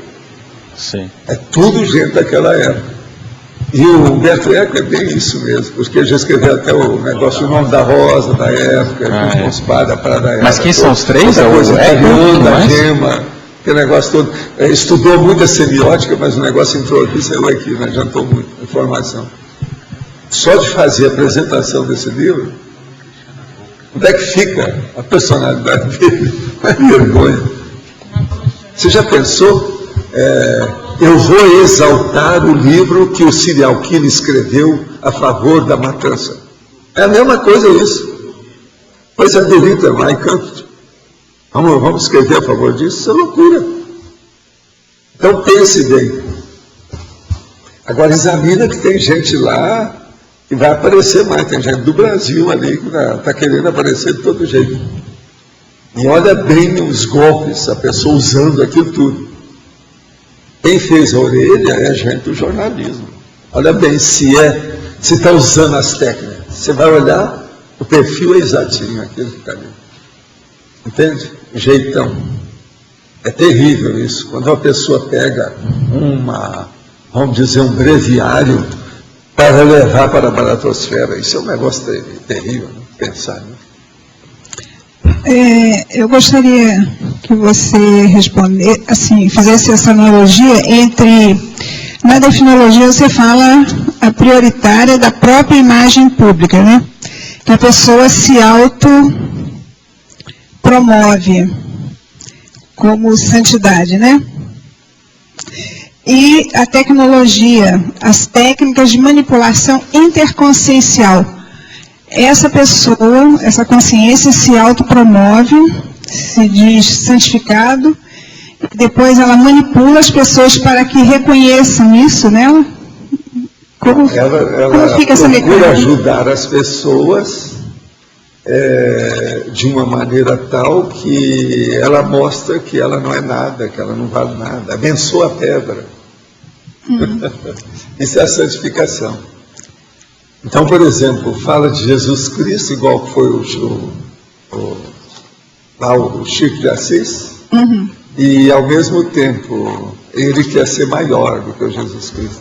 Ele quis ir acima de tudo que Jesus Cristo fez. Isso é tipo da santidade. Entende? E defende tudo é autobiografia. Lá no fundo, eu que vivi com o Chico Xavier lá, trabalhando com aquela coisa durante 10 anos, ele tinha todas a tendência de defesa da autobiografia dele. Tudo visava aquilo. É lógico que isso aí é uma coisa natural, mas veja, defender a autobiografia visando a santificação já não é mais natural. Era o caso dele. E ele tinha uma série de condições assim. A pessoa acaba se corrompendo, né? Dentro da autoimagem, para sustentar a autoimagem. Já era muita coisa para ele. Já se achava realizado daquele jeito. Então a gente tem que reconhecer também o mérito dele naquele nível. Era o nível dele. Ele não dava para ficar assim, ter uma exposição do jeito que nós fazemos. O Chico jamais participou de um debate, qualquer coisa. Eles perguntaram para ele, ele respondia do jeito que foi feito aquele negócio da televisão. Mas ele jamais deu uma aula para alguém sobre alguma coisa, ou afirmou um negócio. Você falava sobre verdade para ele, assim, verdade? Quem sou eu, meu filho? Para falar de verdade. Eu vi isso desde o início. Agora, como ele estava em crise, eu quis ajudar baseado nisso. E eu fiz o que eu pude. Ele se defendia se omitindo. Ele sempre não bancava as defesas. É uma omissão já interesseira. Entendendo? Já tem um objetivo.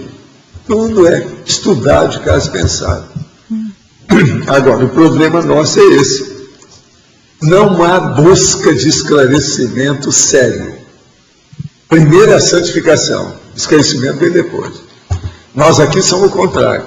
Nós queremos esclarecer para pegar a evolução logo na frente. É outra situação. Agora, falar a verdade é muito difícil. É o que cria problema, é antipático. Agora, consolar os outros é uma beleza, a pessoa vai para o lixo, ela vira santo na hora. Abençoou, consolou. Mas veja, se isso fosse a nossa realidade, todo mundo aqui já seria serenão. Faltou foi esclarecimento. Sábado, já está na hora, né? Tá bom. Não, pode falar. Sábado eu participei do curso do Marcelo sobre a descrenciologia. Sim. Maravilhoso. Não, ele é fora de série. E todo o trabalho muito bem feito. E ele apresentou um pequeno filme sobre um pregador americano, né? As fases em que primeiro ele começa com a maior amizade, né? Depois ele chega assim à agressividade absoluta durante o discurso dele para convencer as pessoas, né? Eles chamam de discurso religioso, muito bom. E tem muito discurso religioso. Muito assim, bom. Em várias religiões. Então, de uma agressividade incrível. Os filmes americanos de vez em quando mostram isso. De vez em quando aparece, não dá para tapear, não dá para esconder a realidade. O filme às vezes mostra a realidade. Vale a pena ver alguns que tem um processo religioso. E o homem no púlpito, o que ele fala? Incitando os outros às vezes para acabar com as pessoas, tudo. Estados Unidos ainda tem muito disso ainda. O púlpito é o religioso falando. São os nossos comerciais, por favor. As pontuações de hoje: 50 assinaturas no livro de presença, 23 perguntas presenciais, 30 perguntas online, 30 votos presenciais, 9 votos online. Os recados de hoje: a Marta sobre o curso da Apex e debate no CEEC, e a Viviane sobre o curso da Simvex. Antes com vocês, o Eduardo Martins, com Amigos da Enciclopédia. Pessoal, boa tarde a todos. Nós estamos com 46 kits da enciclopédia vendidos, tá? Lembrando que nós vamos vender apenas 68, tá certo? Então faltam apenas 22 kits, ok? Quem não comprou ainda a sua enciclopédia, a edição protótipo, está à disposição, né? Pode fazer a compra na recepção do CAEC, ou fazer depósito na conta do Banco do Brasil, agência 3270, dígito 0, a conta corrente 44 mil. Eu estou aqui com o laptop Lenovo, que a gente deve sortear no dia 14 de novembro, tá? Dentro dessa campanha Grandes Amigos, que a gente está em andamento até o dia 14. Quem entra na campanha? Aquelas pessoas que fizerem a sua renovação durante esses dias, desde domingo agora, que passou, esse domingo agora, até o próximo domingo, dia 14 de novembro. Tanto renovações quanto inscrições de primeira vez. E aqueles amigos da enciclopédia que são amigos desde 2008, né, que vem renovando aí as suas inscrições 2008, 2009, 2010. Tá ok?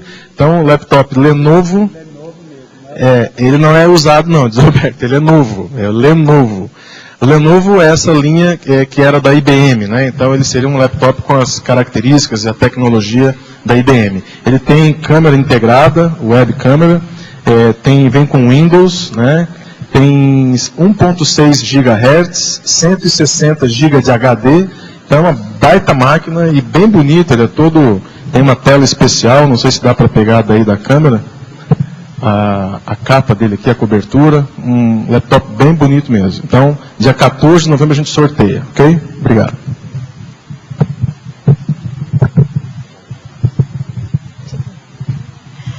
Boa tarde a todos. A Apex tem o prazer de convidá-los para o curso Introdução à Programação Existencial.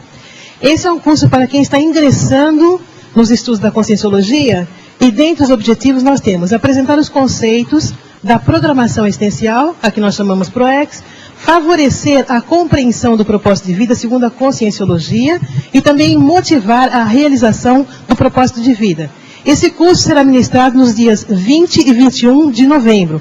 As informações pela pelo telefone 045-3525-2652. Telefone aqui do CAEC, 3525-2652. No próximo domingo, dia 24, pela manhã, das 8 às 12 horas, no auditório da Holoteca, aqui em Foz do Iguaçu e em outras capitais também, nós vamos ter a prova de proexologia. Todos estão convidados, é uma atividade gratuita, e à tarde nós teremos uma outra atividade, que é um debate, no próprio dia 24, das 15 às 17 horas, aqui no CAEC, sobre retomadores de tarefa. Todos estão convidados. Boa tarde e obrigada. Boa tarde a todos. A Assinvex tem o prazer em convidar para a terceira edição do curso Prática da Tridotação na Invex, que vai acontecer no Rio de Janeiro, de 20 a 23 de janeiro de 2011. Esse curso visa desenvolver a comunicabilidade, o parapsiquismo e a intelectualidade.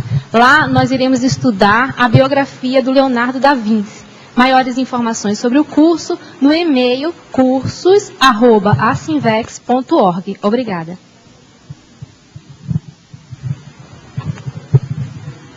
O prefeito eleito para amanhã, para interceptação desassediadora, eleito com 18 votos, a especialidade desassediologia. Obrigado a todos e uma boa tarde.